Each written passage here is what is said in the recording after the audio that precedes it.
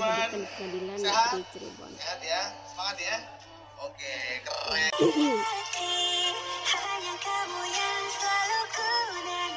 Menunjukkan tangan seperti pistol ke Eko di depan majelis, di depan jaksa, kemudian keluar dan membanting pintu. Guys. Itu yang saya sebut penganiayaan secara psikologis. Halo, assalamualaikum warahmatullahi wabarakatuh. Jumpa lagi dengan saya di channel ini, channel yang mereaksi video-video viral, terutama kasus Vina nih.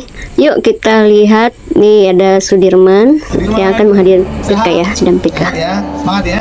Oke, keren. Dia sampai nangis teman-teman melihat keluarganya. Semoga PK-nya diterima ya teman-teman. Ini ibunya dan ya bapaknya ya. Kesian banget keluarganya. Sebentar lagi di sidang PK nih teman-teman. Sudirman mungkin diberi jangan nih diberikan semangat. Oke, ini kita lihat lagi ya bagaimana Bu Titin sebelum persidangan mengunjungi Sudirman dan begitu gembesnya sampai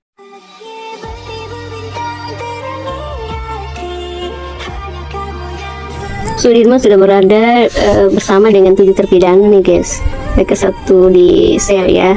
Mereka tampak akur dan mereka sangat apa ya, kayak senang gitu loh.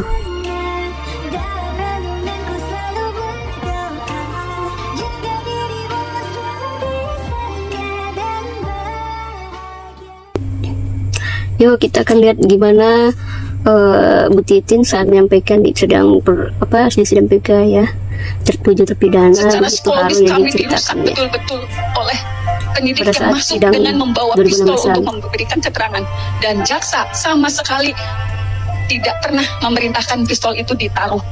Justru yang ngomong pistol itu disimpan karena kekhawatiran justru dari pengacara. Kemudian juga ada seorang penyidik, ya, ada seorang anggota kepolisian yang waktu itu dijadikan saksi, karena sebetulnya di sidang dewasa anak-anak sudah menyatakan saya disiksa, saya disetrum, terpaksa mengakui sesuai BAP karena sudah ditulis di papan tulis. Itu sebenarnya sudah disampaikan di sidang 2016. Saya disuruh minum air kencing, sebetulnya sudah, dan itu saya cantumkan dalam pledoi saya sebetulnya. Tetapi semua diabaikan oleh majelis. Kemudian juga ada seorang, saya lupa namanya, dia masuk, mohon maaf, kalau waktu itu kami melihatnya dia dalam kondisi yang tidak stabil. Karena ketika diminta menjadi saksi marah-marah.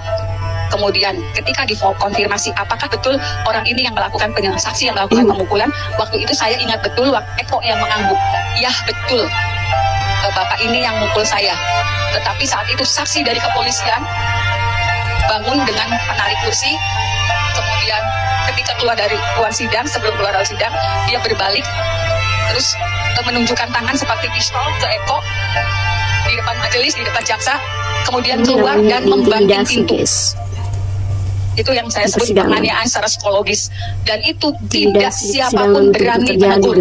Hakim waktu itu menjelaskan, mohon maaf, harap dimaklumi karena yang bersangkutan sedang sakit. Jadi hakim yang membela pada saat itu ketika ya, saya lupa orangnya, saya lupa siapa. Jadi hakim ketua yang menyatakan dimaklumi aja karena yang bersangkutan sedang sakit. Demi Allah saya katakan itu yang sebenarnya. Ada Cindy Sembiring yang juga hadir di ruang sidang dan merupakan pengacara Rivaldi. Boleh dikonfirmasi ke semua termohon. Pemohon maksudnya. Siap, pemohon. Ya ini guys, kita akan lihat temuan atau bukti baru saat sidang PK 6 terpidana kasus. Jadi ada surat permohonan visum dari Satreskrim. Ya. Pemohonnya adalah Lantas. Nah ini ya Satlantas yang tanggal yang sama, hari yang sama. Ini pemohonnya Satreskrim. Padahal laporan pembunuhan itu tanggal 31 laporannya. Ini gimana? Ini ya. Gimana? Jadi janggal kan? Iya. Jadi pengajuan visum itu adalah kewenangan bahkan kewajiban ya, yang menangani dugaan peristiwa tindak pidana gitu kan. Nah karena ini awalnya ditangani oleh penyidik kecelakaan lalu lintas, maka dialah ya mengajukan visum et repertum ke rumah sakit yang berwenang mengeluarkan itu. Nah ketika kemudian oleh Satuan Fungsi Reserse mengatakan mengajukan visum juga pada tanggal justru sebelum tanggal laporannya. Nah itu unik, alias aneh. Oh, belum menangani peristiwa itu sudah mengajukan visum. Gimana ceritanya? Saya nggak bisa paham itu.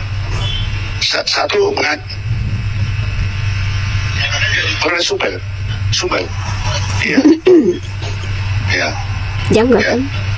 27 Ini kalau tapi Fitra masih bilang ini fitnah, aduh.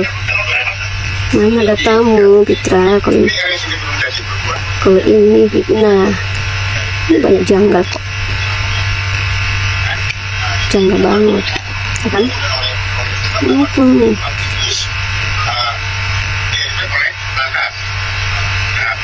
Oleh Polres yang sama pada tanggal yang sama diajukan atas nama Reskrim di penomoran suratnya.